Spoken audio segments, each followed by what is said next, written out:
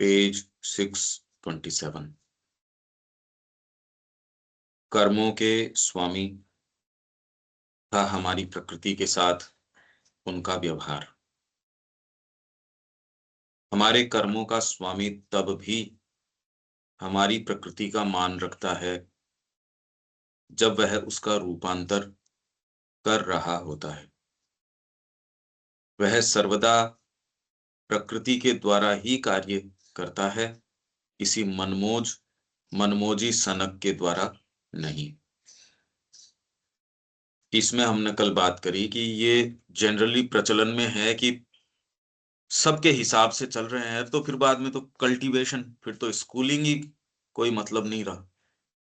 Schools का क्या मतलब है फिर? अपने तरीके से बढ़ रहे हैं तो फिर बगीचा क्या हुआ? सुसंस्करण क्या हुआ? कल्टीवेशन क्या हुआ? तो इसके अंदर ये है कि आप जितना कॉन्सिक्रेशन करते हो उतना ही ये आपको इंटरवीन करना शुरू कर देगी। इसके अंदर एक ऐसी केमिस्ट्री है, एक ऐसी चीज है, यदि व्यक्ति ये करने में आनाकानी कर रहा है तो प्रकृति धीरे धीरे यहां इस स्टेज तक ला रही है कि वो कॉन्शियसली अपने आप का समर्पण करे या इस भाव तक आए। तो ये कोई मनमोजी सनक के द्वारा नहीं, नहीं तो फिर बाद में कोई मेहनत कर रहा है तो भी वही है, नहीं कर रहा है तो भी वही है। ये तो भगवान की सनक हो गई फिर तो। ये सनक नहीं है। श्री अरविंद कह रहे हैं, मैंने जो स्वतंत्रता संग्राम है उस समय कितने काबिल लोग थे, पर वो अपने ही स्थान के ऊपर रुक गए, अटक गए, उन्होंने आगे प्रगति नहीं की। और श्री अरविंद अब उनको देखते हैं तो वो कहां और कहां श्री अरविंद। उन चीजों में भी तुलना नहीं की जा सकती। आध्यात्मिकता में तो खैर तुलना की कोई बात ही नहीं है। जो आपका आंतरिक एक्सप्रेशन है और है। तो ये हो गया इसके अंदर सनक इस तरीके से कि सबकी प्रकृति के हिसाब से, और वो प्रकृति का अर्थ ये है कि आप कॉन्सिक्रेट करके भगवान को हस्तक्षेप करने का कितना मौका दे रहे हो। नहीं तो जनरली व्यक्ति इसको, इस सेंटेंस का दुरुपयोग करते हुए ये कहता है कि भगवान मेरे हिसाब से चल रहे हैं, मेरे हिसाब से ही मेरे को लेके चल रहे हैं। वो हिसाब में भी परिवर्तन आ जाएगा, आपकी गति में अंतर आ जाएगा। आप यदि समर्पण करते हैं, गति बिल्कुल अप्रत्याशित तरीके से होगी, बिल्कुल अलग मार्गों से होगी। नहीं तो जीव मात्र को वो लेके चल ही रहे हैं। क्योंकि इसको बार बार, इस कल भी मैंने इसको रोक लिया और आज भी मैंने इसको, क्योंकि जनरली इस चीज का दुरुपयोग होता है जब व्यक्ति करना नहीं चाहता, तो वो कहता मेरे हिसाब से चला रहे हैं भगवान। आप यदि समर्पण करते हो तो उनकी इच्छा शक्ति हस्तक्षेप करने लगेगी, तभी कोई आशा है। नहीं, मेरे हिसाब से का क्या मतलब मानते हो आप? शरीर के तमस या उसकी जड़ता के हिसाब से?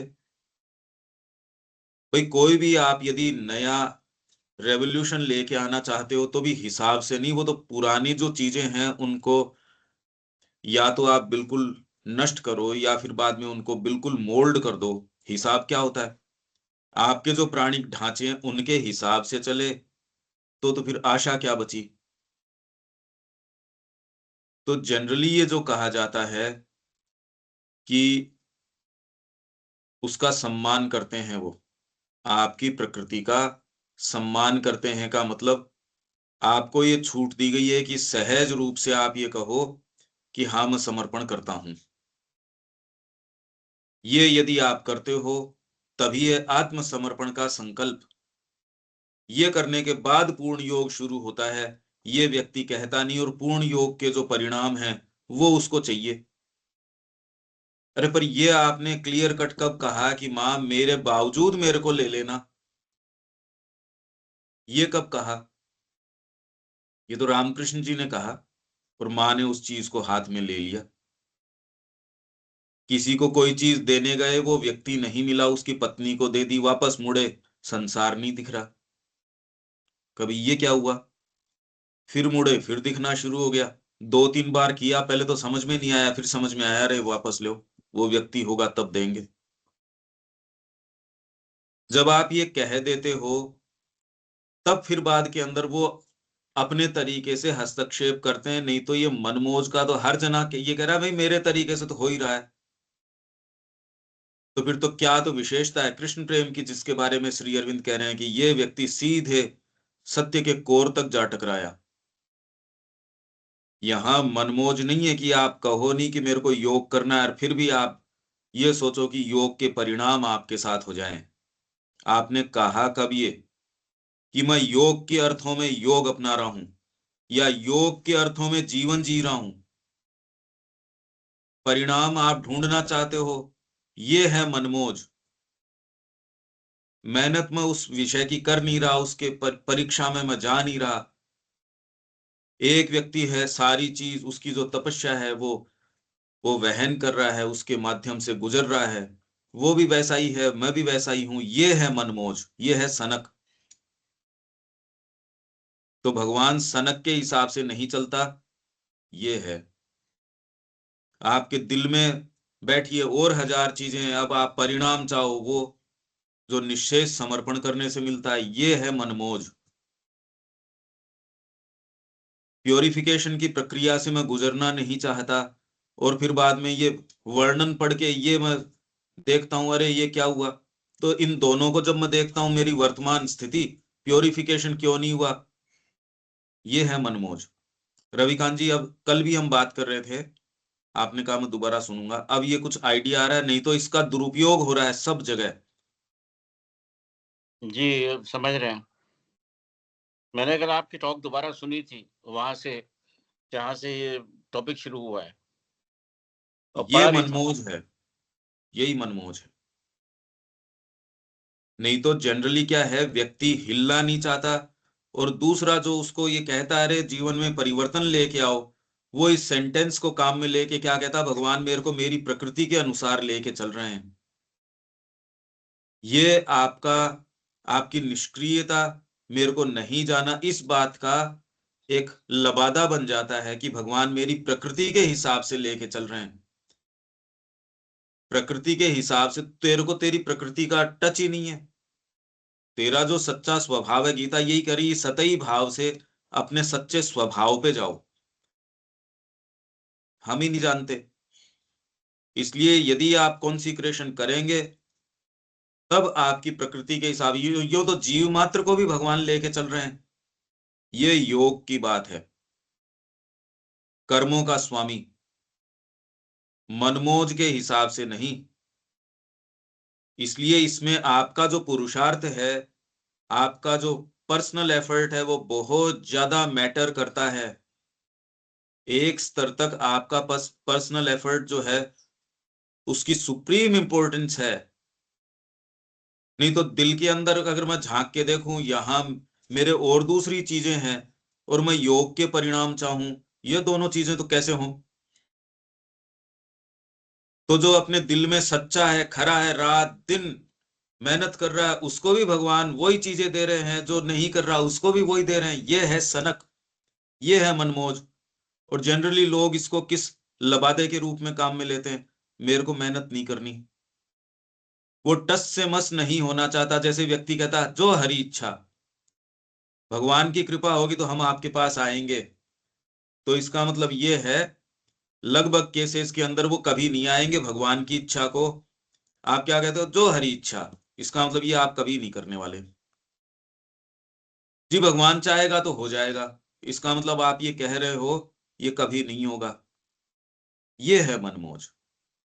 और भगवान जानता है खूब अच्छे से, आपको भोजन नहीं मिल रहा आज, आज कोई व्यवस्था नहीं है भोजन की, क्या अब आप ये मान सकते हो चलो आज व्रत कर लेते हैं? तो जो व्रत कर रहा है सोच के, चाहे उसके चारों तरफ भोजन हो, तो भी उसको वही आध्यात्मिक परिणाम मिलेगा।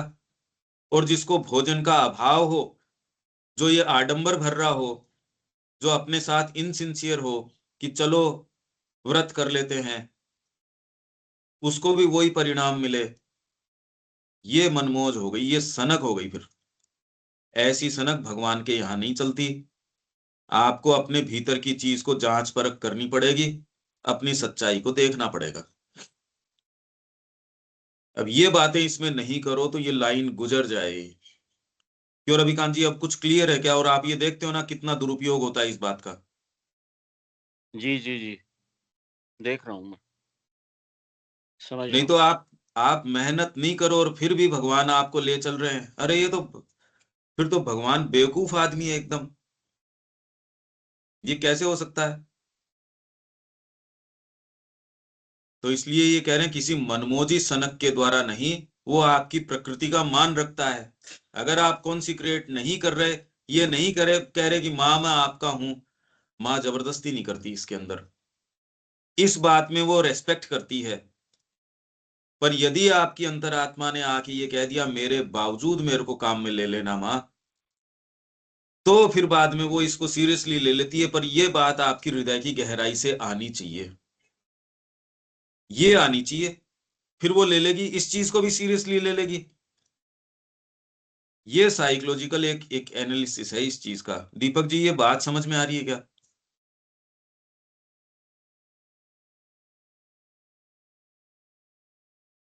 हाँ, मनमोज तो समझ में आ रही है कि वो हमारे अनुसार नहीं चलती है। वो अपने अनुसार जो सही होता है वो चलता है। लेकिन सर्वदा प्रकृति के द्वारा ही कार्य करता है, ये चीज हमें क्लियर नहीं हो रहा। प्रकृति के द्वारा उसको सुपरसीड तब कर जाएगा जब आप उसको ऐसा करने की अनुमति दे देंगे। आपके बावजूद आपको हाथ में ले लेगा। अगर आप मेरे को प्रेम से कहोगे जी मैं आपके पास आ रहा हूं, मेरी ये आदतें हैं, मैं जानता हूं ये आदतें हैं, मेरी आपसे ये विनती है, मैं चाहे कुछ भी करूं, मेरे लिए जो आवश्यक आपको लगता है आप वो कर लेना, तो मैं कर पाऊंगा ये चीज। वहीं यदि आप बीच का एक वो गैप रखते हो, तो मैं आपके उस गैप का रेस्पेक्ट करूंगा और उतनी चीज कह सकूंगा जितना उस गैप के माध्यम से कहा जा सकता है।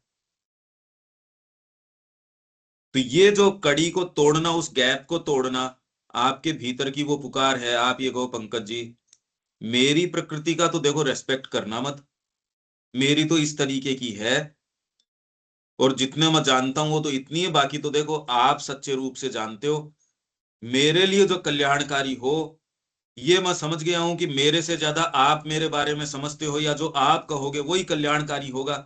नहीं तो भगवान को आप कैसे क्रिया करने दोगे अगर ये बात नहीं कहो तो? यूं तो कर ही रहा है, जीव मात्र में ही कर रहा हो। योग में सचेतन रूप से आप उसको कह देते हो माँ इसको नहीं, मेरे बावजूद तो तेरे को जो अच्छा लगे वो कर लेना। तो आपने बीच का जो वो गैप है ना, नहीं तो एक अतिथि का सा गैप रहता है। आप मेरे पास आए, अगर उतना खुलापन मैं महसूस नहीं कर पाया तो व्यक्ति भी आपको सारी बातें थोड़ी कहता है। वहीं यदि आपने ये कह दिया मैं आपके पास आ रहा हूं, और वो अगर आपके हृदय का भाव, वो ओपनिंग की जरूरत है इसके अंदर, इसमें ओपनिंग की जरूरत है। यदि माँ के प्रति ओपन हो, गुरु के प्रति ओपन हो, मित्र के प्रति भी ओपन हो, तो आपको कितनी बात कह सकता है। वहीं वही मित्र जो ओपन थे, आज किसी बात के ऊपर ये कह रहे मनमुटाव हो गया, अब देखो वो पास भी बैठा है तो भी कहना कितना भारी पड़ जाता है उसको। सामान्य सी चीज नेक्स्ट डोर रहता है, तीसरे के माध्यम से आप भिजवाते हो उसके पास, भिजवाते हो ना। वही पहले जो एक एक थाली में खाते थे, वही अब एक छोटी सी एक इंफॉर्मेशन शेयर करने के अंदर कितनी दूरी बन जाती है, चाहे वो आपके नेक्स्ट अपार्टमेंट में रहता हो। यही बात आपकी यदि ओपनिंग भगवान के प्रति नहीं है, तो वो आपके प्रकृति का जो है रेस्पेक्ट करके चलता है, उसको मनमोज के हिसाब से नहीं चलता, यही मात खा जाता है आदमी। ये जो अतिथि का सा गैप है अपने और भगवान के बीच का, उसको कह नहीं पाता ये हृदय की गहराई से माँ मेरे बावजूद ले ले, कुछ कर। ये है दीपक जी। हाँ, ये तो बात सही है कि आ, बच्चे की प्रकृति कितनी भी अनगढ़ हो, तो माँ उसको छोड़ नहीं देती है, उसकी प्रकृति का मान करती है, उसका रूपांतर कर रही होती है, लेकिन वह सर्वदा प्रकृति के द्वारा ही कार्य करता है। मतलब एक द्वारा नहीं, कंसेंट्रेशन के लिए बोला जा रहा ओपनिंग है। ओपनिंग के द्वारा। जी जी। द्वारा नहीं, प्रकृति का तो रूपांतर कर ही रही है। प्रकृति का तो वो रूपांतर कर रही है, पर ये योग ऐसे नहीं है कि मैं जबरदस्ती आपसे करवा लूं। आपको यहां तक लिया ही प्रकृति कि सचेतन रूप से आप इस चीज को स्वीकार करें कि मेरे को योग लेना है। नहीं लेना तो अब मेरे को ये बताइए कि फिर सारों का, यूं तो अपन योग समन्वय में शुरू ही इससे किया था कि सारा जीवन ही योग है, पर फिर उससे आगे तो श्री अरविंद को ये लिखने की जरूरत ही नहीं है, या ये कंपैरिजन की जरूरत नहीं है कि कृष्ण प्रेम में कोई विशेष चीज रही होगी। नहीं तो पश्चिम से जो लोग आते हैं वो विचार के ही जाल बुनते हैं, पर वास्तव में ये काम नहीं कर सकते जो इसने कृष्ण प्रेम ने कर दिया। तुलना तो करी दी ना इन्होंने, नहीं तो विचारवान लोग तो हैं ही। प्रकृति को यहां तक तैयार कर दिया, भाई आज आप लोग इस स्थिति तक हो, पहले जहां भी थे। अब आप सहर्ष योग नहीं अपनाओ और फिर बाद में किसी दिन आप ये सोचो कि माँ आपको योग के परिणाम दे दें।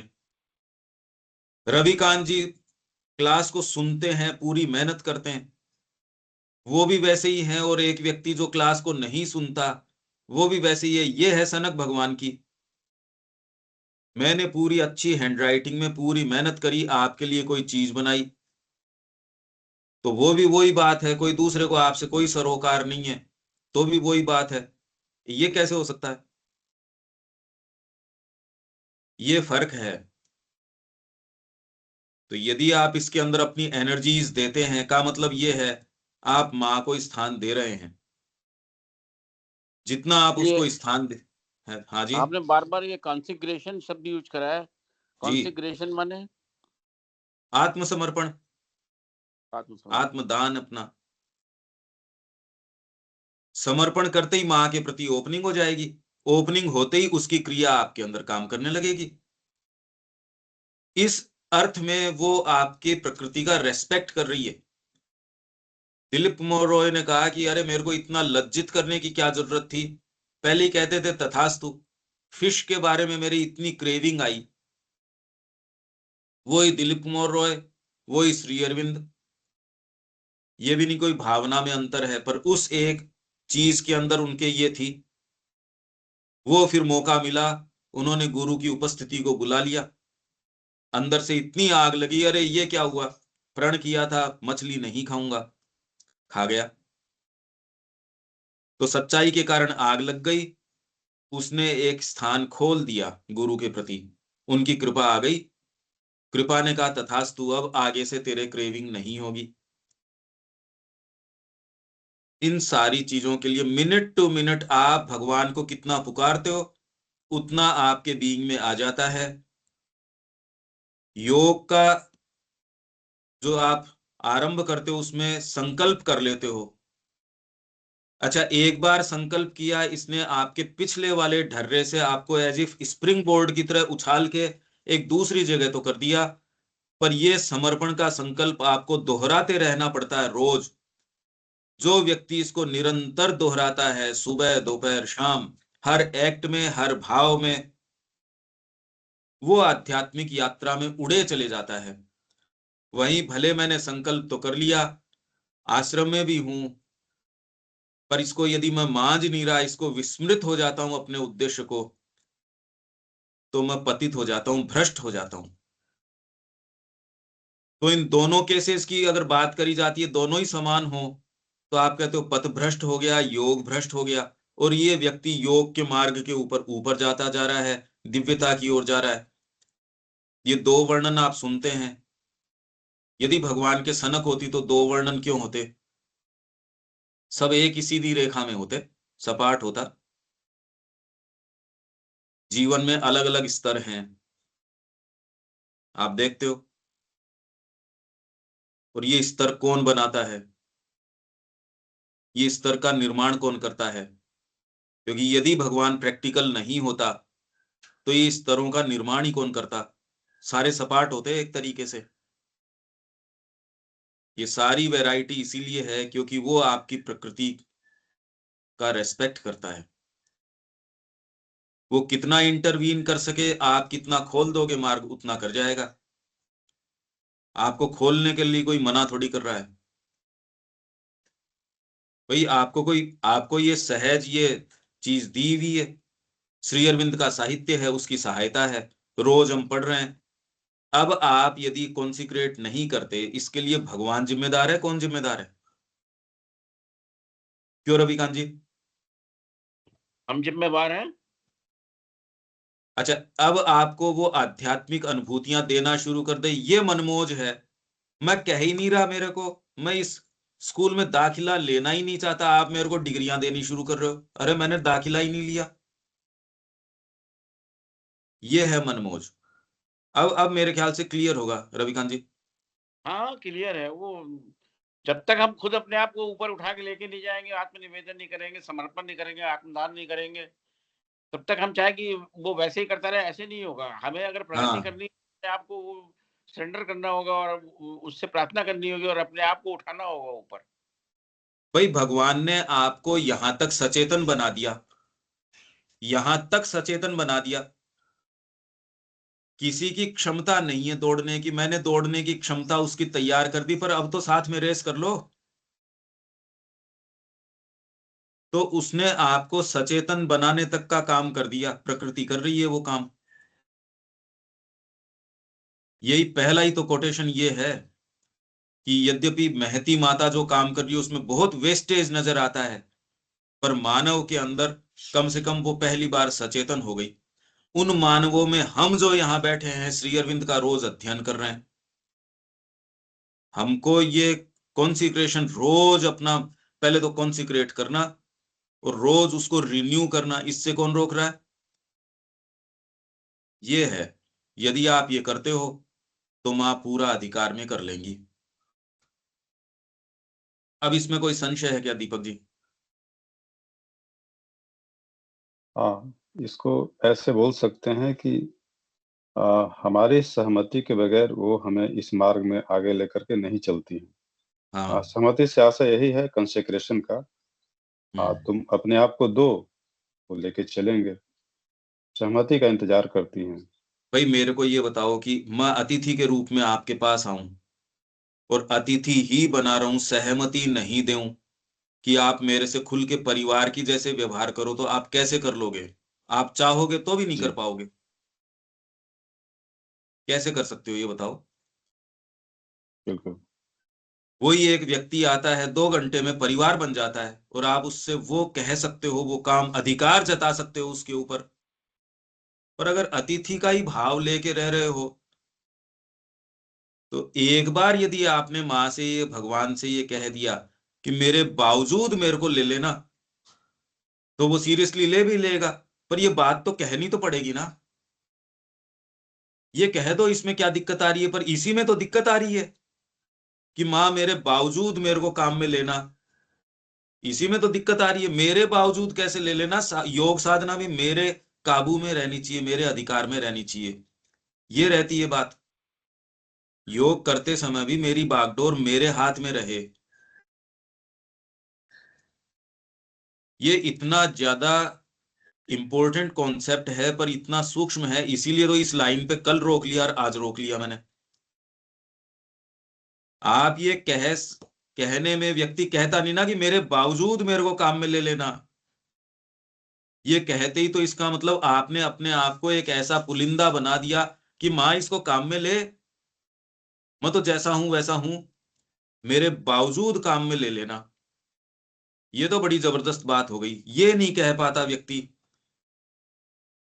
ये कह देगा तो आपके बावजूद आपको काम में ले लिया जाएगा। ठीक है दीपक जी, ये बात अब क्लियर है? जी, क्लियर हो गया, क्लियर। ये बहुत ज्यादा इंपॉर्टेंट है। अगर ये, मैं क्यों इस पे जोर दे रहा हूं, यदि ये कह पाए तो प्रक्रिया शुरू हो जाएगी। आपके बिल्कुल, ग्रंथि बावजूद भी वो आकर के फिर वहीं अटकती है। कंसेक्रेशन वाली बात है, यहीं पे आकर हाँ। रुकता है, अपने आप को देने से रुकता है। यही बात यहाँ भी बोली जा रही है। नहीं तो मनमोज रहती है जनरली जो लोग इसको, क्योंकि आपके तो पता नहीं ये संपर्क में आई नहीं आई ये बात, क्योंकि मैं बोल रहा हूँ कि लोग इसका दुरुपयोग करते हैं, तो आप सोचते हो पता नहीं भाई, ऐसा तो कभी सुना नहीं। मैं लगातार इतने वर्षों से यही सुनता आ रहा हूं, क्योंकि जहां व्यक्ति को नहीं करना होता वो कहता है भाई देखो, भगवान अब उसकी प्रकृति उस तरीके की है, आप समझो उसकी प्रकृति को, उसकी इस तरीके की, मतलब ये कहने का धीरे सी ये है कि वो टस से मस नहीं होना चाहता। अगर आप ये कहो कि उसकी प्रकृति के अनुसार चलाना चाह रहे हैं, इसका धीरे सी अर्थ ये है कि साहब ये टस से मस नहीं होगा। तो किसकी तो शिक्षा है, किसका फिर संस्कारण है, किसका आध्यात्मिक उत्थान है। उत्थान का मतलब यही है कि आप अपने धरातल से ऊपर उठो। आप कोई चीज छोड़ोगे ही नहीं तो यात्रा कैसे होगी। ये पेचीदगी है, पता नहीं मैं कुछ कह पा रहा हूं या नहीं कह पा रहा हूं। ठीक है, और तो क्या बोलें रविकांत जी। नहीं, क्लियर है। ठीक है, ठीक है। ये आप सुनते हो क्या ये दुरुपयोग होते। हाँ, ये तो है ही है। देखा है जीवन में कि मतलब आदमी हाथ पे हाथ रख के बैठे रहता है और कहता है कि भगवान मेरी प्रगति करेंगे जैसा उनकी इच्छा होगी, और वो करता कराता कुछ नहीं है, और वैसे का वैसे ही मर जाता है वो। तो प्रगति कहाँ से होगी जब तक वो अपना आत्मनिवेदन नहीं करेगा और खुद अपने आप को नहीं उठाएगा। वो हाँ नहीं, और करेगा सकते, God help those who help themselves, ये चीज यहाँ पर आती है। जो ये आदमी अगर आप देखोगे, भगवान उसकी सहायता तब करेंगे। ये भाग हमारे अंदर कूट कूट के भरे हुए हैं। यही भाग कूट कूट के भरे हुए हैं। माँ को यदि हम ये कह पाते तो माँ हस्तक्षेप कर पाती। ये है समस्या। खैर, अभी तो वर्तमान में ऐसा है कि बाहर की तो बात ही नहीं है, बाहर दुनिया में क्या हो रहा है वहां तो भगवान भगवान बोला जाता है, उससे कोई लेना देना नहीं है। हम्म। अब हम लोग के अपने अंदर की बात है, हम लोग कितना हाँ, जो है से वो क्लियर है। इसीलिए रोक रहा हूं मैं, कॉन्शियसली रोक रहा हूं मैं इसको, क्योंकि इस हम ही लोग ये बार बार बोल रहे हैं, मैं इतने वर्षों से सुन रहा हूं। इस कड़ी को यदि आप पहचान जाओ और ये कह पाओ कि मैं तो माँ जैसा हूं वैसा हूं, मेरे बावजूद मेरे को काम में ले लेना, तो फिर बाद में वो काम में ले लेगी। मैं क्यों इस पॉइंट को ये कह रहा हूं, नहीं तो आपके ही भीतर आपकी सीमाएं, आपकी प्रकृति आपको दिखा देगी यार मेरे से कैसे होगा, मेरे में तो लालच है, मेरे मेरे तो परिवार है, मेरे तो ये कमियां हैं, मेरे तो ये है। अरे तो पूर्ण कौन है, साधना करने से पहले सिद्ध कौन है। ये यदि कह पाओ मैं जैसा हूं वैसा ही हूं, अब मैं जो हूं उसके अलावा तो कहां से हो जाऊं। अब मैं जैसा हूं वैसा हूं, पर आपका हूं, ये यदि कह पाए। इसलिए मैं इसको रोक रहा हूं क्योंकि ये बहुत मूलभूत कड़ी है। ये यदि आप कर पाओ तो चाबी है प्रवेश की, इसलिए रोक रहा हूं मैं इसको। अब आगे चलते हैं। हमारी ये अपूर्ण प्रकृति हमारी पूर्णता की सामग्री भी निहित रखती है, आ गई ना ये बात। अपूर्ण प्रकृति में आप कह दोगे तो पूर्णता भी तो इसमें है, परंतु वह सामग्री अपूर्ण रूप से विकसित, विकृत, अनुचित स्थान पर, अव्यवस्था या त्रुटिपूर्ण दुर्व्यवस्था में एक साथ डाली हुई है। टीचर के हाथ में दोगे तो फटाफट आपकी प्रगति करवा देगा, पर मैं टीचर को मानू ही नहीं, उसकी सत्ता को स्वीकार करो ही नहीं, तो बेचारा टीचर क्या कर लेगा ये बताओ आप, क्या कर लेगा वो। एक सामान्य टीचर नहीं कर सकता ये। तो यदि मैं योग साधना नहीं अपनाऊं, तो ये जो सूक्ष्म शक्तियां हैं, सारी चीजें हैं, वो आपके साथ जबरदस्ती नहीं करती। इस सब सामग्री को धैर्य पूर्वक पूर्ण बनाना है, शुद्ध, पुनर्व्यवस्थित, नवगठित तथा रूपांतरित करना होगा। इसे न तो छिन्न भिन्न तथा नष्ट भ्रष्ट अथवा क्षत विक्षत करना है, और न कोरे बल प्रयोग तथा इनकार के द्वारा मिटा ही देना है। तो आपके जो एसेटिक्स हैं वो तो इसको छिन्न भिन्न, नष्ट भ्रष्ट, क्षत विक्षत कर देते हैं, या फिर बाद में आपकी संकल्प शक्ति आपने लगा दी इतनी माँ से जुड़े नहीं, तो कोरा बल प्रयोग आपने कर दिया जी, मैं कल से निराहार रहूंगा, शरीर बदमाशी करता है जी, मैं तो अपनी जीभ ही हठ काट योग, लूंगा क्योंकि मैं, हेलो, जी हठ योग के बारे में संभवतः बोल रहे हैं, बल प्रयोग। हाँ, जो ये अलग अलग आपके जो बल प्रयोग, आप उतना भी नहीं जाओ तो भी कितने लोग हैं, मेरी बोलने की आदत गड़बड़ है साहब, तो मैं बोलना ही बंद कर देता हूं, क्यों, मैं तो क्रोध करता हूं। मेरी इस चीज की, भोजन की आदत गड़बड़ है, चलो भोजन ही बंद कर देते हैं। इस चीज की आदत है, ये बंद कर देते हैं, तो ये, अरे माँ की शक्ति को बुला लो, उसको निवेदित करो, उनके प्रति ओपन हो, वायलेंस नहीं करो। वायलेंस शक्ति का मानक नहीं है, वायलेंस कमजोरी का मानक है। यदि अंतरात्मा की शक्ति होती तो आपको वायलेंस में जाने की जरूरत ही नहीं है, आप तो उसकी ओर देखते। ये माँ की एक टॉक में है, यदि आपके पास साइकिक की शक्ति होती, आप तो उसकी ओर देखते, समस्या विलीन हो जाती। वायलेंस करनी इसलिए पड़ती है, ये आपकी कोई मेरे अंदर शक्ति है, देखो मैं इसके अंदर, इसके ऊपर बैठ जाऊंगा, इस डिजायर को मैं इसके ऊपर बैठ जाऊंगा, ये करके आप कोई बहुत बड़ी बात नहीं कर रहे, एक खतरे की बात कर रहे हो। उसकी बजाय माँ को निवेदित करो, पॉजिटिव तरीका, उसकी शक्ति को बुलाओ, वो शक्ति आती, फिर बाद में सहज रूप से इतना व्यवधान ही नहीं होगा, इतना फिर आपके व्यवधान नहीं होगा। नहीं तो छोटा छोटा गड्ढा है, उसमें कितने झटके लगेंगे, वही बड़ी गाड़ी, आराम से बैठे हो आप, कहीं कोई झटका नहीं, कुछ नहीं। नहीं तो छोटे छोटे स्पीड ब्रेकर हैं, वही आफत ला देंगे। तो ये जो कह रहे हैं, नव गठित रूपांतरित करना होगा, छिन्न भिन्न भ्रष्ट नहीं करना है, बल प्रयोग तथा इनकार के द्वारा मिटा ही नहीं देना है। अब व्यक्ति कैसे जाने ये इतनी भयंकर गुत्थी है, इसको तो ये करना, उसको कितना दूभर काम है।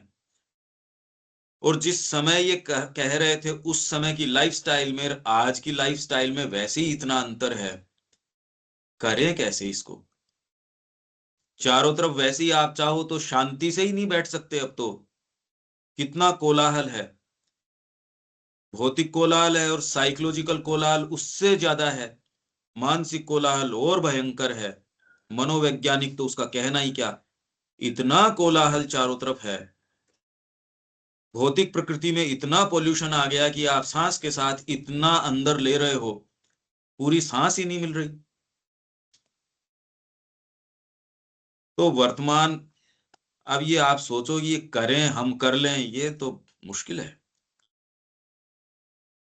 हाँ, यहाँ पे इतना कोलाहल है, इतना घोर अंधकार है, और इतना निरंतर है कि सत्य प्रतीत यही होता है।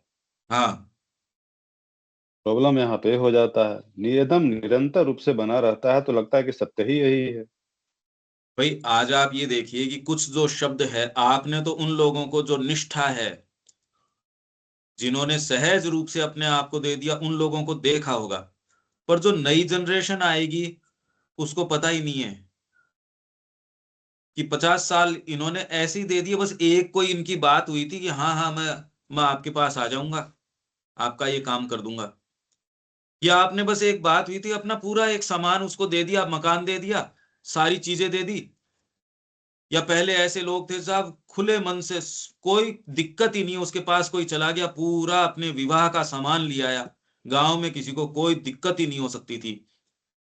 इनफैक्ट आज तो हम इस इतिहास को अप्रिशिएट थोड़ा बहुत कर सकते होंगे, अब ये आगे वाले तो कितना अप्रिशिएट करेंगे, क्या नहीं करेंगे।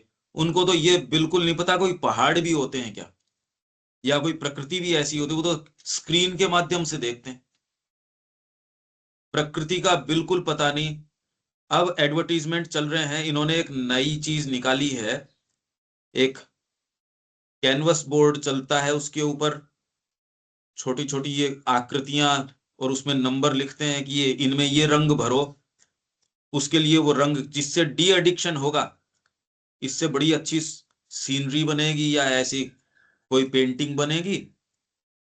लोग ये कर रहे हैं, कंपनियां ये इस तरीके की निकाल रही हैं।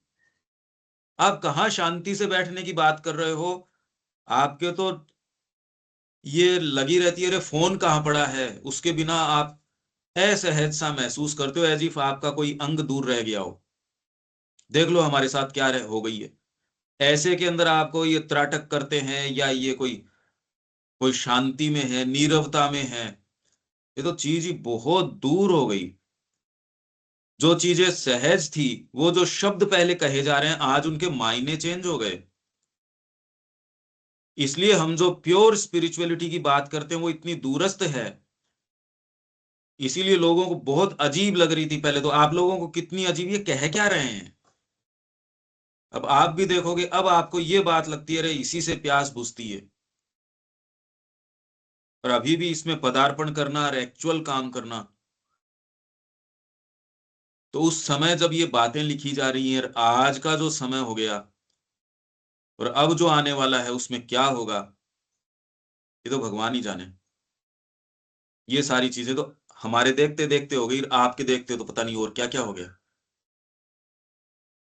ये अंतर है। आप सोचते हो बच्चे सुन नहीं रहे, आप ये समझ ही नहीं पा रहे, उसका गठन ही नहीं है बेचारे का, वो सोच ही नहीं सकता वो चीजें, उसके गठन में ही नहीं है ये समस्या चल रही है। तो ये कहाँ है, हम इसका थोड़ा जायजा लिया जाए, इस चीज को जिंदा कैसे रखा जाए, इन आदर्शों को किस तरीके से यहाँ जीवित रखा जाए। और किसी टिटबिट से ये मूल काम नहीं होगा, ये तो जड़ के अंदर जाके काम करना पड़ेगा और अपने आप से शुरू करना पड़ेगा। और किसी तरीके से हो नहीं सकता, उसमें तो आपकी समय और एनर्जी की बर्बादी है, समझ में आ जाए तो। नहीं तो खैर जीवन हर तरीके से काट ही रहा है व्यक्ति, अपने तरीके से रंग भर रहा है ना। तो इसलिए इसको मिटा नहीं देना है, पर मैं ये कह रहा हूं, इसमें अगर आपके पास पावर नहीं होगी तो आप वायलेंस करोगे ही करोगे। शक्ति के साथ ही आप इसको विजित कर सकते हो। और शक्ति आपके अंदर आएगी कॉन्सिक्रेशन से, आत्मसमर्पण से ही शक्ति आ सकती है, प्रेम से आ सकती है। आप प्रेम ही वो शक्ति है जो आपको ये सारी चीजें करवा देगा।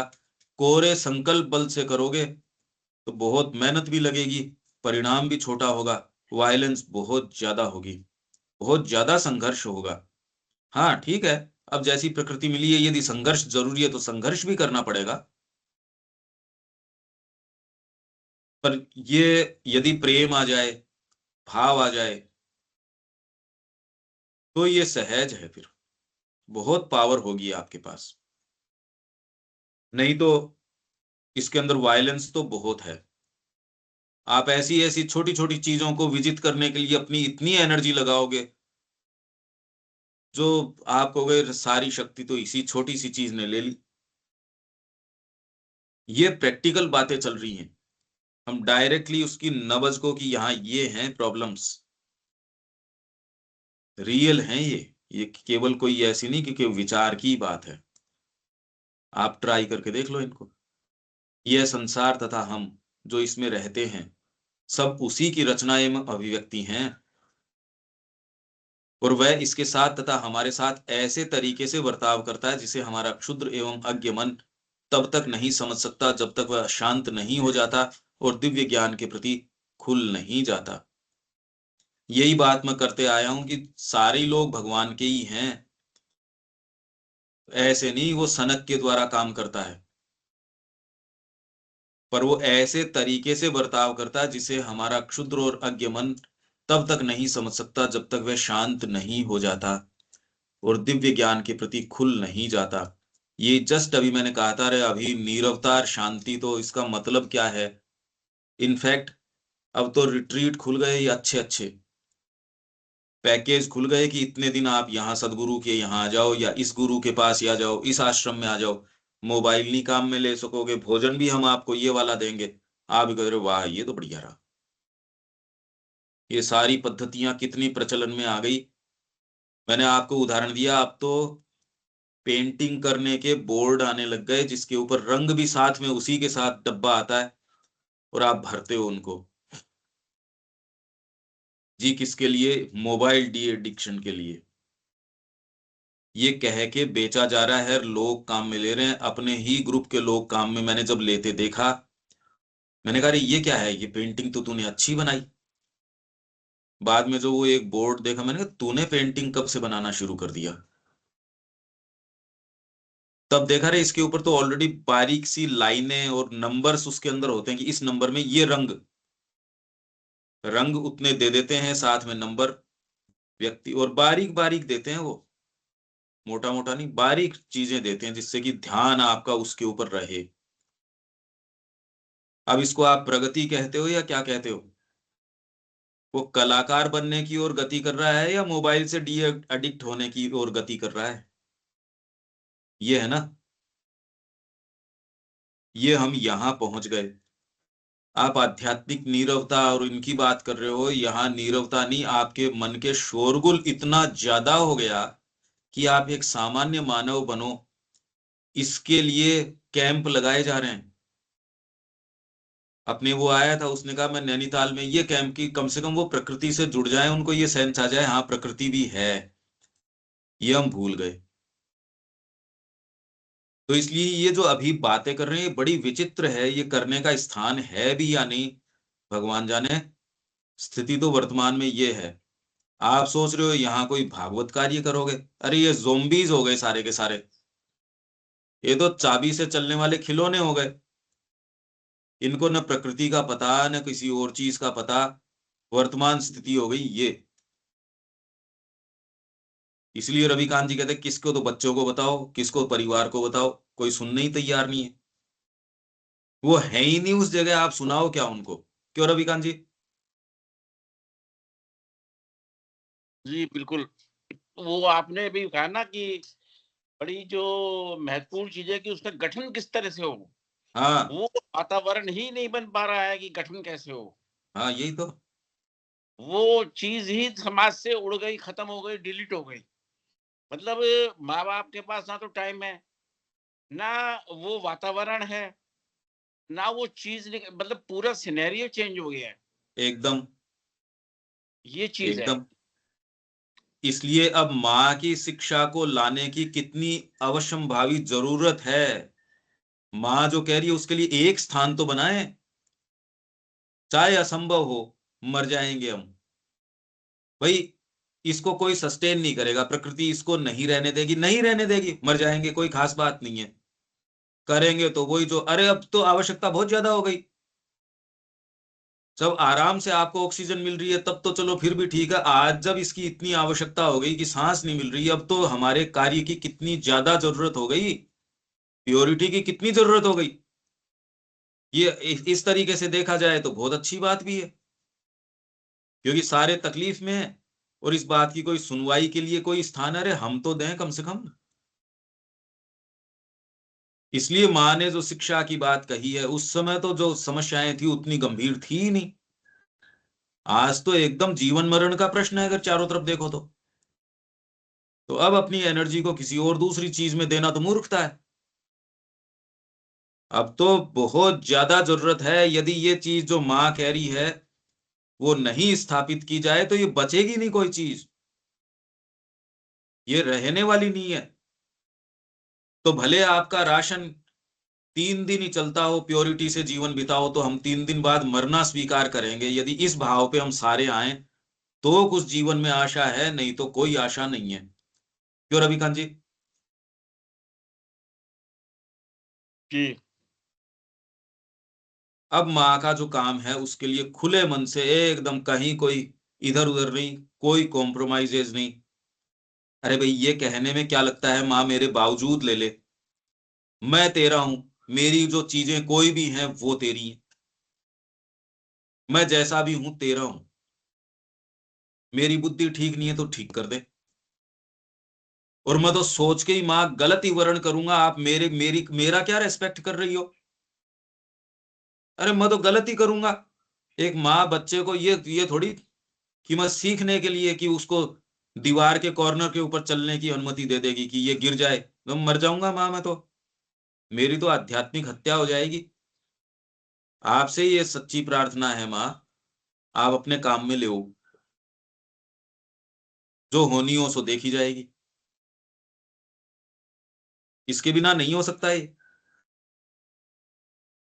हमारी त्रुटियों में भी सत्य का एक तत्व रहता है जो हमारी अंधे की तरह टटोलती हुई। अगर ये सारी बातों से अब ये कोटेशन देखोगे श्री अरविंदो का, कुछ कुछ समझ में आ जाएगा।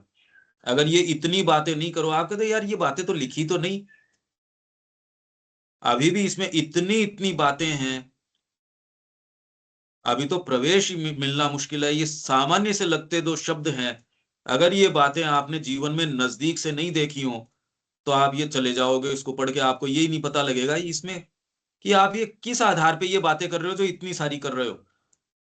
ऐसी तो लिखी तो नहीं इसके अंदर। पर अब आपके लिए ये एक एक शब्द और दोबारा सुनोगे तो कहते हैं हाँ बिल्कुल। और भी बहुत सारी चीजें हैं जो की जा सकती हैं, पर अब हमको तो रोके रखना पड़ेगा थोड़ा। तो हमारी त्रुटियों में भी सत्य का एक तत्व रहता है जो हमारी अंधे की तरह टटोलती बुद्धि को अपना अर्थ प्रकाशित करने का यत्न करता है।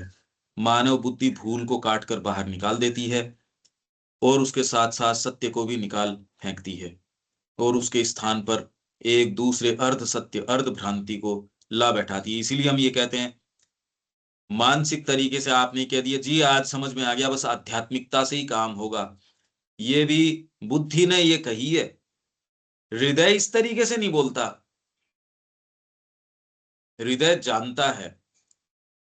इसीलिए जिस व्यक्ति को सच्चा ज्ञान आ गया, विवेकानंद जी किसी चीज के पक्ष में बोल रहे हैं तो ठीक है, 2 ही मिनट बाद में उसके विपक्ष में बोल रहे हैं तो ठीक है। अरे मानव बुद्धि कह रही है, पहले पक्ष में बोल रहे थे विपक्ष में बोल रहे थे, वो तो पहले भी सत्य बोल रहे थे और अभी भी सत्य बोल रहे हैं। पर सत्य तो कोई सीधी रेखा नहीं है ना इस तरीके से, सत्य तो अनंत आयामी चीज है। बुद्धि पकड़ती है एक छोटी सी चीज को, उसके बेचारे की पकड़ में नहीं आती, तो कहती देखो अभी तो इसके पक्ष में बोल रहा था अभी भी पक्ष में बोल रहा था। आप जब यात्रा करते हो तो आपके गंतव्य ध्यान में है, यहां जाना है, उस गंतव्य के दृष्टिकोण से लेफ्ट ले लेते हो राइट ले लेते हो, कभी थोड़ा सा टल के निकलते हो, थोड़ा सा इधर से निकलते हो। फिर ड्राइवर को आप कह दो बिल्कुल सीधी रेखा में चलो तो कभी भी कहीं भी नहीं पहुंच सकता, उसका तो एक्सीडेंट हो जाएगा थोड़ी ही देर में। बुद्धि इसलिए एक्सीडेंट करवा देती है। जो ज्यादा समझदार सो कॉल्ड लोग हैं उनका ज्यादा भारी एक्सीडेंट हो जाता है, और जो सहज रूप से गुरु के तरीके से चलते हैं, नमनीय बने रहते हैं, वो बिल्कुल यात्रा करते रहते हैं करते रहते हैं। तो इसलिए क्या करें, अर्ध सत्य अर्ध भ्रांति को ला बैठाती है बुद्धि की, ये समस्या है। बस ये बता दो हमको, तो आप तो एक चीज नहीं बता रहे, आप तो ऐसे नहीं कर रहे।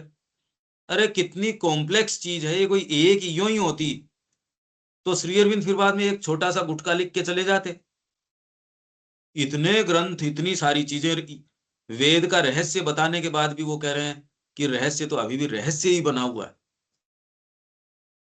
परंतु दिव्य प्रज्ञा हमारी भूलों को सहन करके तब तक बने रहने देती है जब तक हम प्रत्येक मिथ्या आवरण के नीचे प्रच्छन्न और सुरक्षित रखे हुए सत्य को प्राप्त करने में समर्थ नहीं हो जाते, तब तक वो उसको ढके रखती है। आप ये शिकायत नहीं कर सकते जी मेरे को ये सारे ज्ञान खुल क्यों नहीं जाते मेरी आंखों के सामने। ये जिन लोगों का श्री अरविंद वर्णन कर रहे हैं सावित्री में, या हमारे जो पुराण जिन लोगों का वर्णन कर रहे हैं, मार्कंडेय पुराण जिन चीजों का वर्णन, देवी के जगतों का वर्णन मेरे सामने खुल क्यों नहीं जाते? कुछ नहीं। इसलिए आप तो गहराई में जाओ, जितने खुलने उतने खुल जाएंगे। माँ के प्रति ओपन होते रहो, या आपको मेरे को यूं ही मिल जाए ऐसे नहीं। हाँ हाँ दीपक जी। इसके पहले आया था लाइन, मन हमारा भी जो अज्ञ मन है, जब तक वो शांत नहीं हो जाता है तब तक वो नहीं समझती है। तो शांत होने का मतलब संभवतः यहाँ पर यह है क्या कि अभी तो वर्तमान में वो प्रयास जो उसकी बुद्धि करती है कि एक के बदले में दूसरे अर्ध सत्य अर्ध भ्रांति को ला बैठाती है, यानी जब तक वो परम नहीं, प्रज्ञा को समर्पित न कर दे। हाँ नहीं, उसकी सेल्फ सफिशियंसी, अपने आप के ऊपर उसका भान कि मैं सेल्फ सफिशियंट हूं, ये नहीं रहता। कि ये थोड़ी कि हम बुद्धि का काम नहीं कर रहे, अभी सुबह जो मैं वर्णन कर रहा हूं भाषा का प्रयोग नहीं कर रहा क्या मैं? या जब हम अनुवाद करते हैं या जब जीवन जीते हैं तो पागलों का सा जीवन जी रहे हैं क्या? बुद्धि का प्रयोग नहीं है उसमें। हम अपनी बात को कह सक रहे हैं, अपने विचार को कह सक रहे हैं, बुद्धि तो काम में ले ही रहे हैं। जीवन को किस तरीके से अपने को नियोजित रखना है, इसको भी ले रहे हैं बुद्धि को काम में। बुद्धि की सेल्फ सफिशिएंसी कभी महसूस ही नहीं होती कि बुद्धि के तरीके से कर लेंगे। अरे बुद्धि होती क्या है? बुद्धि बुद्धि की जगह काम में आएगी।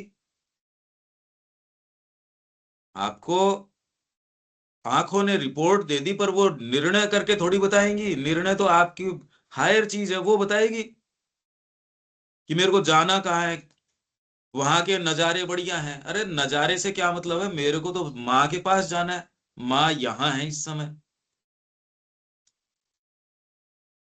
हाँ, तो इसलिए वर्तमान में बुद्धि की मैं सेल्फ सफिशिएंसी के ऊपर आपका आग्रह नहीं रहता, ये फर्क पड़ जाता है। हम मन के शांत होने के बारे में हम ये सोच रहे हैं कि जब तक वह गुरु को नहीं दे देता है, हर चीज़ में गुरु से नहीं पूछता है, तब तक वो शांत नहीं होता है। हाँ, पर उसको ये एक इसी बात को कहने का दूसरा तरीका हो गया, यदि उस वो अपने आप को आत्म परिपूर्ण ही मानता है या सेल्फ सफिशिएंट मानता है, तब तक देने की बात तो उठेगी नहीं ना। ये तो एक बात हुई। ये तो देने के पहले की बात हो गई। लेकिन वो शांत अपने आप कब को होता पर्याप्त है, मानता है। इसको मैं टटोल रहा हूँ। हम्म। ठीक है, सही है। दोनों तरीके से आपके भीतर ये भाव आ सकता है, कॉन्सिक्रेट करते हो, पर बुद्धि वाली गुत्थी तो अभी भी सुलझानी पड़ेगी आपको निसाधना के अंदर। ये इसी में है, ये अपनी जो जो सिंथेसिस में हम पढ़ के गए हैं या अभी आने वाला है, कई बार तो ये भी याद नहीं रहता ना। तो इसमें मन आके व्यवधान खड़ा हो जाएगा। हम जो ये सुबह बात कर रहे हैं, मन को लचीला करने के लिए कर रहे हैं। तो यदि आत्मसमर्पण का संकल्प भी आ गया तो वो धीरे धीरे इसके व्यवधान को भी ठीक करेगा। क्योंकि इससे पहले तो कभी ये बात ही नहीं उठी थी कि बुद्धि ठीक ही है, बुद्धि सेल्फ सफिशिएंट है। आज तक धरती के ऊपर और कोई दूसरी बात करते ही नहीं। उन लोगों को वो कोरे स्वप्नदर्शी मानते हैं जो आध्यात्मिकता की ओर की बात करते हैं। भाई बुद्धि से करो। यहाँ एक चोरी हो गई, तो मैं कभी नहीं कहूंगा रविकांत जी ने यहाँ कोई चीज को इधर उधर किया होगा। रविकांत जी यहाँ है ही नहीं, किसको काम में लिया आपने? बुद्धि को। यद्यपि आप कहते हो भगवान कुछ भी कर सकता है, पर ऐसी कोई फोटो मैं आपको दिखाऊं जो अजीब सा जीव हो, कहते नहीं यार ये तो संभव नहीं है।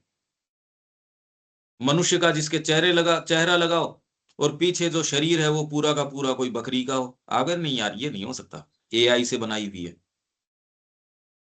यद्यपि आप कहते हो भगवान कुछ भी कर सकता है, पर फिर भी आप बुद्धि का प्रयोग करके ना ना ये एआई से बनी है। हमारी बहुत पेचीदगी है बीइंग की, बहुत ज्यादा पेचीदा है। हम तो बात कर ही नहीं पा रहे उस पेचीदगी की। बहुत ही ज्यादा पेचीदा है ये, इतना सामान्य नहीं है। ठीक है दीपक जी, आगे चले। जी, जी। तो अर्ध सत्य और अर्ध भ्रांति को लाभ उठाती है बुद्धि, इसके अलावा कर सकती ही नहीं। बेस्ट से बेस्ट माइंड है वो यही करेंगे। परंतु दिव्य प्रज्ञा हमारी भूलों को सहन करके तब तक बने रहने देती है जब तक हम प्रत्येक मिथ्या आवरण के नीचे प्रच्छन्न और सुरक्षित रखे हुए सत्य को प्राप्त करने में समर्थ नहीं हो जाते। हमारे पाप उस अन्वेषण रस शक्ति के भ्रांत पग होते हैं। इसलिए पाप वास्तव में पाप नहीं है। पाप और पुण्य का कॉन्सेप्ट माँ श्री अरविंद के यहाँ है नहीं इस तरीके से। पाप तो खाली ये है जो अपने उचित स्थान पे कोई चीज नहीं है, बस। तो ये जो सारी धर्मों की जो इतनी पाप और पुण्य के ऊपर सारी चीजें हवा ही निकल गई उस बात की। तो बहुत ही अलग चीज है, नूतन चीज है माँ श्री अरविंद का दर्शन, जो हमारे लिए समझना भी बहुत ज्यादा परे की बात है। तो हमारे पाप उस अन्वेषण रत शक्ति, वो शक्ति टटोल रही है, उसके भ्रांत पग होते हैं। जो पाप को लक्ष्य नहीं रखती वरन पूर्णत्व को लक्ष्य रखती है, इसलिए वो जो करती है वो पूर्णत्व को लक्ष्य रख रही है, पाप और पुण्य को नहीं। ऐसे कुछ को लक्ष्य रखती है जिसे हम एक दिव्य पुण्य या सद्गुण कह सकते हैं। क्यों कर रहे हैं ये बात सारी की सारी? क्योंकि भगवान आपकी चीजों का रेस्पेक्ट करते हैं, तो जब तक आप पाप और पुण्य के अंदर फंसे हुए हो, वो कैसे काम करेगी ये बताओ? आप यदि पाप और पुण्य के अंदर अटके हुए हो, तो पहले तो आपकी इस चीज के लिए तैयारी करवाए, भैया ऐसी चीज नहीं है, यहाँ तो ये पग पूर्णता के लिए रख रही है। अब बच्चे को आप ये कहो इसने कै गलत लिखा तो पाप कर दिया इसने, अब बताओ कोई बच्चा सीख पाएगा क्या कभी? तो इसलिए जो आप ये कहते हो कि माँ उसकी प्रकृति का रेस्पेक्ट करती है, वो इस अर्थ में कि आप उनको क्रिया करने दो, इस अर्थ में न कि ये इसको लेजिटिमेट ठहराने में कि मेरे को जो प्रकृति मिली है उसी के हिसाब से चलूंगा मैं। इन दोनों बातों में अंतर है। आप समझ पाए क्या इस बात को? एक तो आप माँ को कह देते हो मेरी जैसी प्रकृति है, आप बताओ प्रकृति तो माँ गठन करेगी, अभी तो प्रकृति है क्या? अभी तो कुछ है ही नहीं। अभी केवल आपको मैंने मिट्टी ला के दी है, उसका कोई शेप बनाओ, गूंथो उसको, तो उसका शेप तो माँ देगी। अभी हमारे बीइंग को शेप दिया ही नहीं गया है, अभी तो पड़ा है लोथड़े की जैसे। न मन हमारा कोई गठित है, सुगठित मन कहाँ है, सुगठित प्राण कहाँ है? वो तो गुरु हाथ में लेंगे तो उसका गठन होगा, सुगठन, उससे पहले नहीं होगा। तो आप ये कह रहे हो कि उसकी प्रकृति के अनुसार उसको रेस्पेक्ट करके, अनुसार मतलब गठन ही वो ही करती हैं। हम इसको एक इस बहाने के रूप में ले लेते हैं कि हमको टस से मस नहीं होना, माँ उसी तरीके से लेके चलेंगी। मेरे ये टेस्ट है, मेरे को तो ये चीजें बहुत बढ़िया लगती है, सिगरेट पीना बढ़िया लगता है, तो माँ उसका रेस्पेक्ट करेंगी। तो माँ क्या हुई फिर बाद में? वो भौतिक माँ भी मारेगी थप्पड़। रेस्पेक्ट क्या करना पड़ रहा है इसके अंदर? यही रेस्पेक्ट करना पड़े तो जीवन तो बहुत ज्यादा लंबा चाहिए फिर अपने को। कब वो रेस्पेक्ट करे, छोटी छोटी आदतें उनसे ठीक करे, गहरी जो आदतें हैं आपके प्रारब्ध हैं और उनको ठीक करे, कब तक करे वो? समझदार आदमी भी कहेगा यार ये तो तूने बहुत हजारों वर्षों का काम कह दिया, लाखों वर्षों से वो करती आ ही रही है, यहां तक तो लिया ही हमको, और कितना करेगी? वो करती आ रही है हमको आज यहाँ ये बात करने के लिए उसने, आप पीछे मुड़ के देखो, लाखों वर्षों से वो ये करती आ रही है। तो आज भी कोई हम पीछे जाने की क्यों, आगे जाने की बात करें? क्यों, अब क्लियर है क्या रविकांत जी? अब ये और क्लियर होता जा रहा है। जी हाँ, मेरे को तो स्पष्ट है, बिल्कुल क्लियर है। हाँ, ऐसे और ये कुछ पाप को पाप लक्ष्य। पुण्य वाली भी चीज बड़ी इंटरेस्टिंग है ये। हाँ पाप पुण्य वाली, ये थोड़ा सा लैंग्वेज कॉम्प्लिकेटेड है, मगर हाँ, जो भी हम अच्छे काम करेंगे वही जो वही पुण्य है, अच्छी चेतना से करेंगे वही पुण्य है, बाकी पाप पुण्य कोई चीज नहीं होती है। हम और नहीं कर रहे। आपके भीतर जो माँ जो है ना, वो पूर्णता के लिए काम कर रही है। जी जी पूर्णता कोई एक एकांगी चीज है नहीं। वो वैसे ही है जैसे 50 साज हैं, मान लो आपकी संगीत सभा के अंदर 50 साज हैं, उनको आप मिला रहे हो, वीणा मिला रहे हो, शुरू के अंदर बजाया तार, तो वो मिला हुआ तार नहीं है, तो कैसी आवाज आएगी? आप उसको मिला रहे हो। दूसरे को जिसको सेंस नहीं है कि यार तूने आधा घंटा खराब कर दिया एक वीणा के ऊपर और कितनी खराब खराब आवाजें आ रही है, उसको ये पता नहीं कि खराब नहीं आ रही है, ये ट्यून कर रहा है उसको।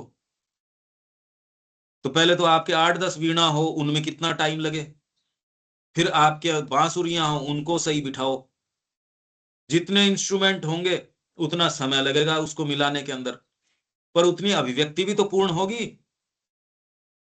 तो माँ यहाँ किस पूर्णता के लिए काम कर रही है? आप तो छोटी सी वो आवाज सुनकर पाप हो गया, पाप हो गया, अरे किसका पाप हो गया?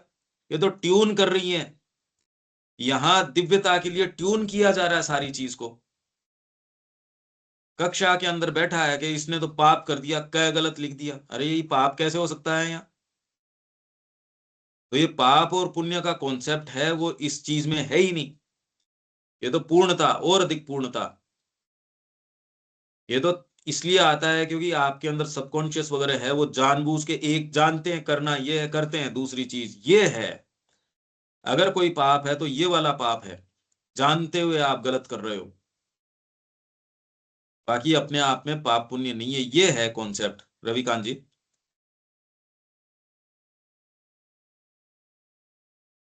समझ गया हम, बड़ा कॉम्प्लिकेटेड चीज है ये, बस समझने की, दिमाग में बैठाने की चीज है ये।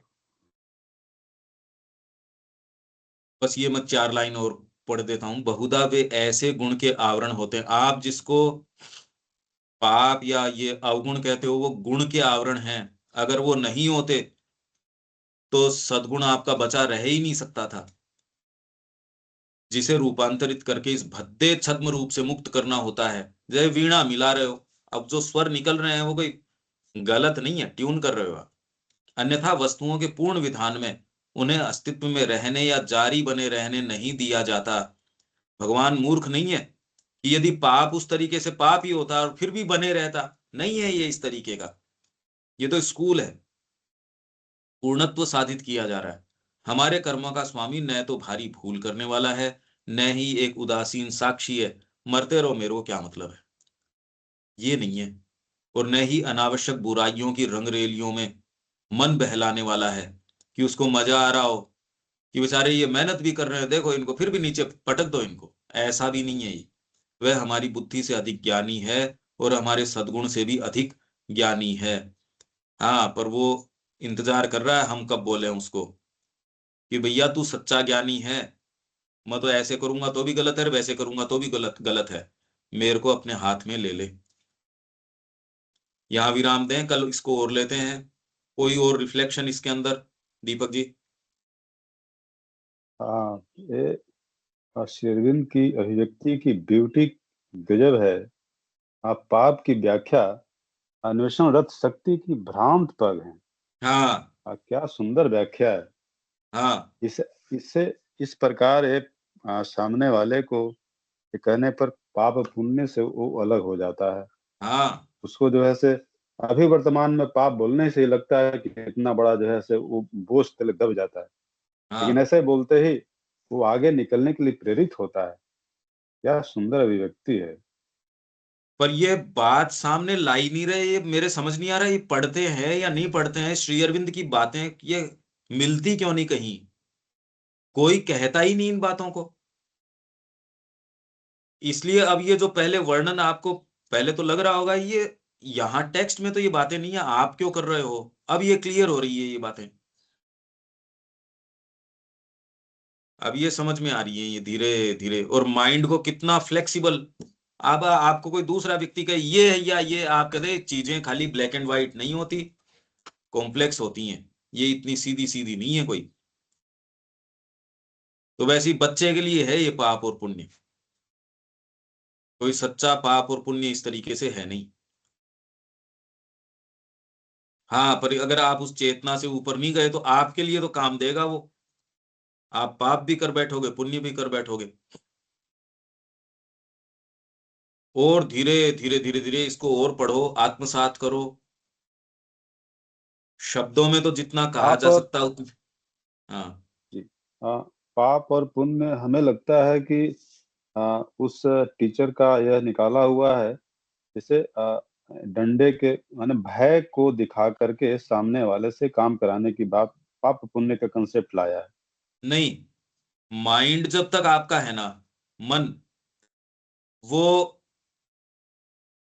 एक काम करेगा तो उसकी छाया बन जाएगी। मन जो है वो खंड खंड करता है, आप कोई भी चीज को कहीं खड़ा करते हो तो उसकी दिशाएं बन जाएगी, उसका लेफ्ट भी बन जाएगा राइट भी बन जाएगा। आप कोई भी चीज एक स्टेटमेंट देते हो उसका उल्टा स्टेटमेंट भी ठीक बन जाता है। तो मन का ये कार्य करने का तरीका है, यदि माइंड के स्तर के ऊपर करते हो तो पाप पुण्य तो उसके साथ आएंगे ही, उसके साथ गलत और सही आएगा ही। पशु की चेतना में नहीं है पाप और पुण्य,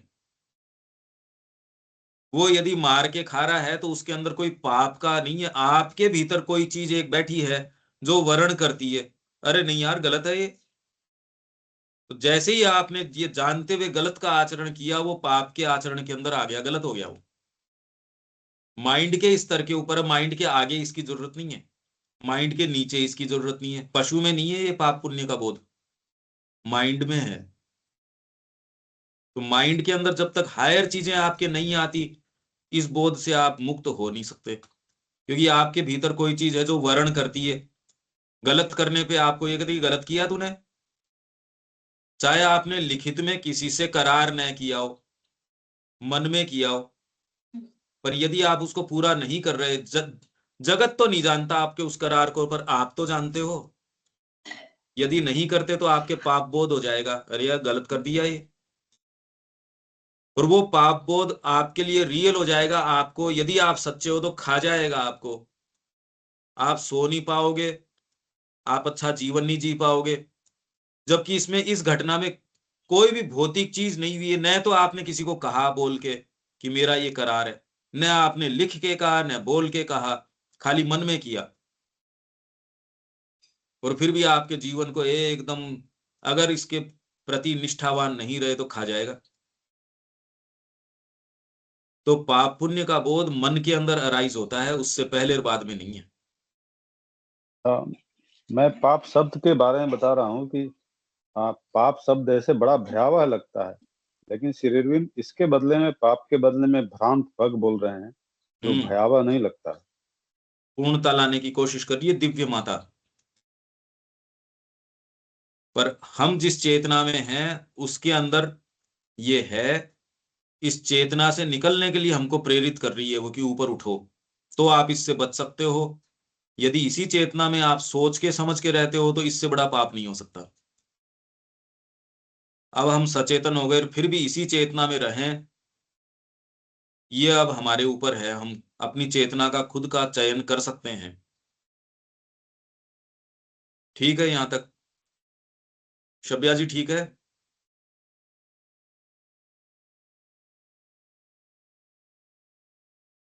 ठीक है भैया। आप समझ पा रहे हैं ये? समझ रहे। ठीक है, यहाँ विराम देते हैं, कल मिलते हैं। कल सुबह का होगा जय 4 श्री माँ। बजे और 5 बजे वाला। कल संडे है, देखते हैं, मैसेज करेंगे। अच्छा।